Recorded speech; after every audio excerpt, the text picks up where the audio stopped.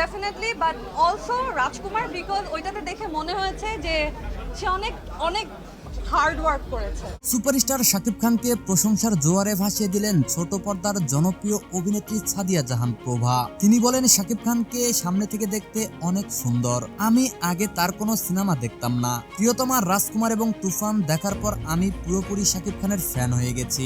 এদিকে তো ভাই শবনম বুবলি পুরাই অস্থির লুক নিয়ে অনুষ্ঠানে হাজির হয়ে তাক লাগিয়ে দিয়েছেন ভক্তদের। বুবলির পরনে ছিল দামি একটি ঘি কালার ড্রেস, যে ড্রেসে অনেক চমৎকার লাগছিল বুবলিকে। অনেকেই আবার বলছে এত সুন্দর করে সাজার রহস্য কি, আবারও কি শাকিব খানকে নতুন করে জালে বন্দি করার মতলব নাকি?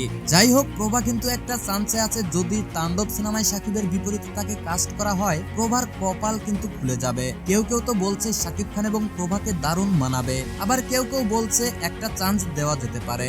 এখন দেখা যাক কাহিনীটা কি ঘটে, কারণ তাণ্ডব নির্মাতা রাহেন রাফি আগেই বলেছিল তাণ্ডবে বাংলাদেশি একজন নায়িকা থাকবে। সেই অনুপাতে বলা যায় তাণ্ডবে প্রভার অভিনয় করাটা সত্যিও হতে পারে। আমি ওনার সাথে একটা ফটোশুট করেছিলাম, তো উনি এত গুড লুকিং সামনাসামনি উনি দেখতে, তো আমি ওনাকে বলেছিলাম যে আপনি অনেক সুন্দর। আমার কখনো ওনার মুভি দেখা হতো না, বাট আমি ব্যাক টু ব্যাক আমি 3বার ওনার মুভি দেখেছি এই রিসেন্ট। তো আমি ওনার ফ্যান হয়ে গেছি, বিকজ ওনার এফোর্টটা আমাকে অনেক ইন্সপায়ার করেছে।